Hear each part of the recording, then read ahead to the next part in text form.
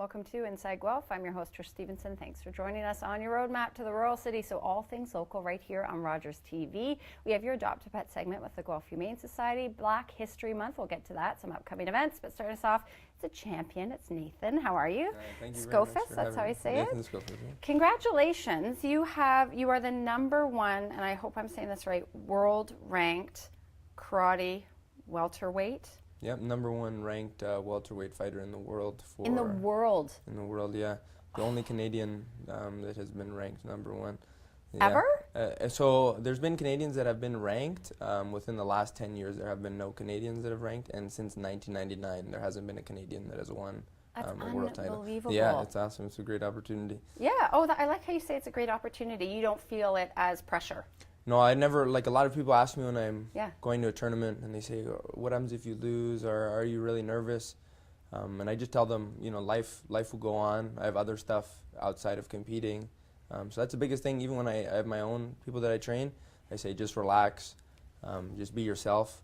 And if you lose, you know, you just step forward, but no pressure. I believe in my preparation and all the dedication I put in. Well, that's huge. I would think that's why you're at the championship level, because you can put all the training in, and when it gets down to the competition, it would be all mental, I would think, in the moment. So, yeah, I like your mindset. Would you say that a lot of it comes from your mama?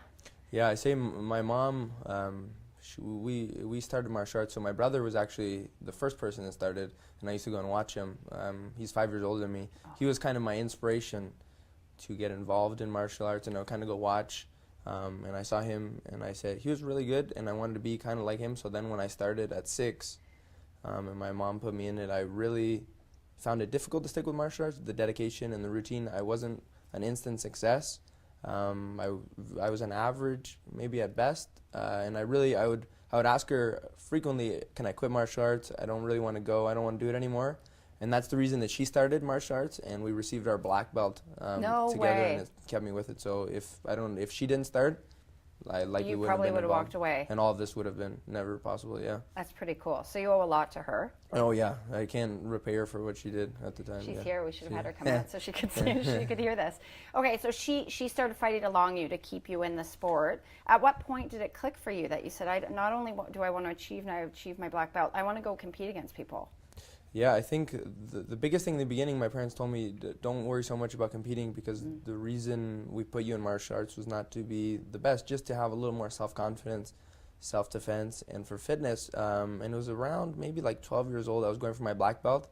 And I said, you know what, I think I could really be good at this. So I started pursuing that competition side of it. And I remember my first competition I won, and then the later one I lost, but I think it drew something out of me. That I really wanted to stick with it to be a lifelong martial artist. I think a lot of people prepare for just like a single tournament or an opponent.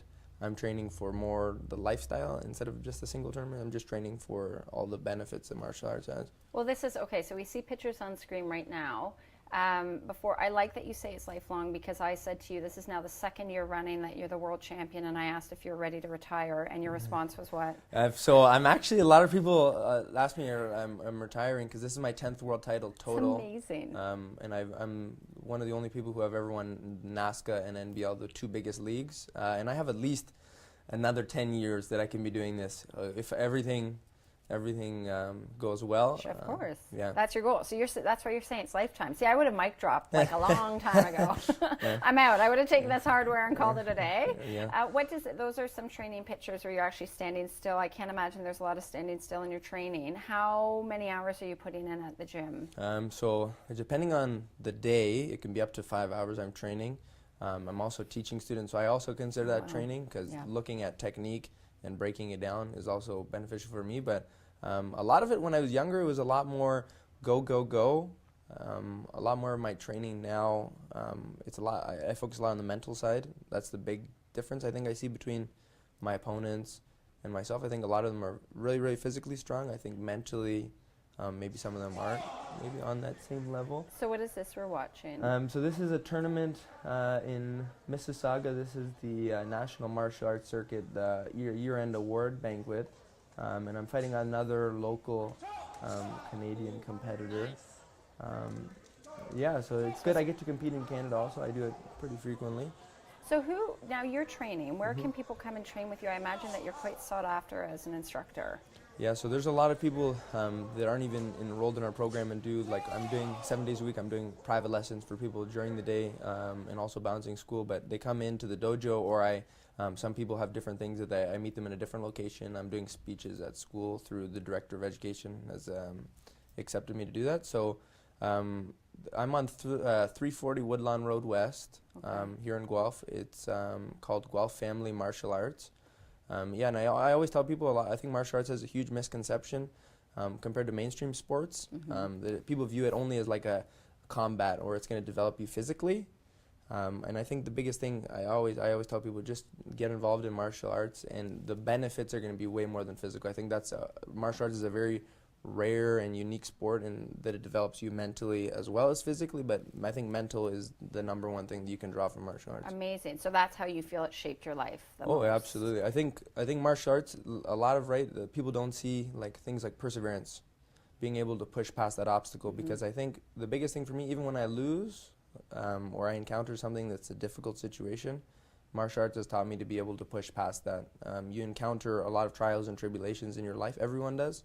But I think tough situations don't last, but a tough person does last. And things like modesty, courtesy, and even just being a better person, because I tell a lot of my students, you might not be the next world champion, and some of them might be.